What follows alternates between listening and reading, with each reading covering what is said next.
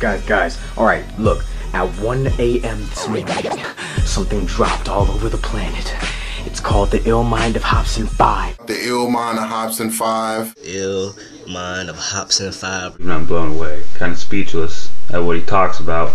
Number 5 is my personal favorite. I mean, basically, this dude is saying the stuff that I think all the time. He basically, told the truth, He's spitting smart. He's spitting about stuff that really matters. Oh my god! That is a damn good video. If you haven't seen it, go see it now.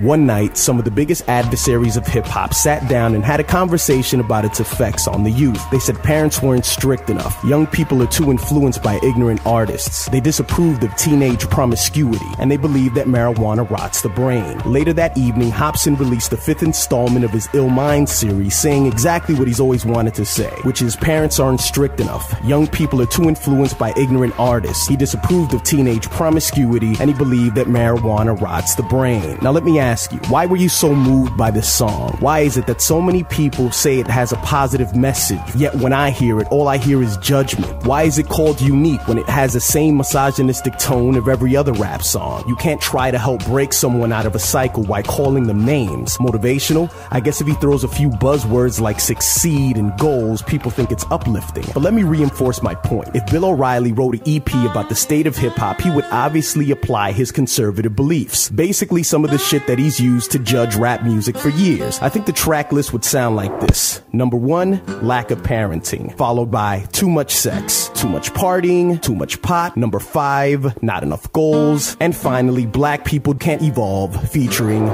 Bill Cosby. But nobody would buy that album because, well, Bill can't rap, and B, he's an old white man. But these are Hopsin's lyrics, words that have granted him praise all over the internet. So are the people who think that this song is the gospel really just Jesus-loving social conservatives? More importantly, is this one song an indication of Hopsin's view of the world, a traditional point of view which wouldn't be surprising if he were a country music singer living under the Bible Belt? Where were all these people when Bill O'Reilly complained about Common performing at the White House? Now don't get me wrong, of course the people that he's describing in the video are vermin to society, but these lyrics appeal to the lowest common denominator. It's such a broad brush. There will always be a large group of misfits who can't adjust and get their lives together, though nature just eventually weeds them out. But to use guilt rather than empathy while assuming why people do the things that they do behind closed doors and imposing your values at the same time is condescending as fuck. A song like this just doesn't appeal to my sensibilities. I'm totally against telling people what to do with their lives. This disapproving father figure dynamic that he's created between him and his fan base is the same method used to pull people into religion. Bill and Marcus have a lot more in common than you think. And this is interesting because Oreilly is one of the greatest adversaries of hip-hop, and Hopsin is now viewed by some as the savior of hip-hop.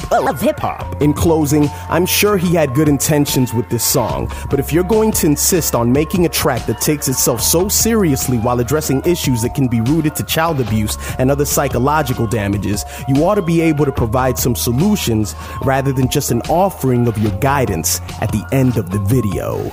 And these other musicians today who don't do drugs and in fact speak out against them, boy do they suck.